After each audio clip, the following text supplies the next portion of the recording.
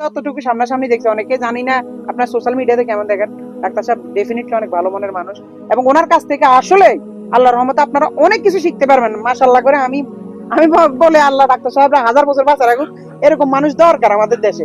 আসলে ওনাদের কাছ থেকে আমরা অনেক কিছু শিক্ষা পাই। শোনো, আমার নিয়ে একটা অপপ্রচার আছে, তুমি আমাকে জিজ্ঞাসা করতে পারো। কি অবস্থা? যে অনেকে বলে আমি অনলাইনে ওষুধ বিক্রি করি, বা অনলাইনে আমি খারাপ ভিডিও গুলা দেখাই, বিভিন্ন এড।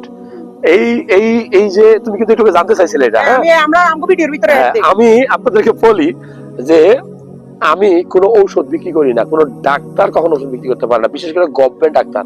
আমার রেস্ট্রিকশন আছে, আমার ডিজি হেলথ আছে, আমার সিভিল সার্জন আছে। আমাকে এই বিষয়টা নিয়ে ভোক্তা অধিকার শোকজ করছে, আমি দেখাই দিয়ে আসছি।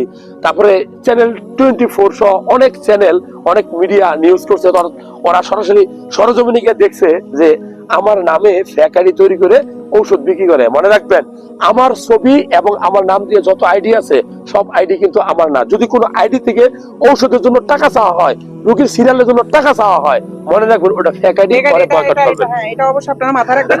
কারণ আমরাও বিভিন্ন ভিডিওর ভিতরে যখন দেখি যে জন আবদিন স্যার বিভিন্ন ওষুধ বিক্রি করে, বিভিন্ন মানে এমন কিছু অ্যাড দেয় যেটা সামাজিক ভাবে বাবা মেয়ে অনেকে কিন্তু ফেসবুক একটাই চালায়, দেখা সম্ভব না। ওগুলো আমাদের তৈরি না, ওগুলো হলো এক্সট্রা কিছু চোর বাটপার আছে যারা ওরা ঔষধ বিক্রি করে প্রতারণা করে।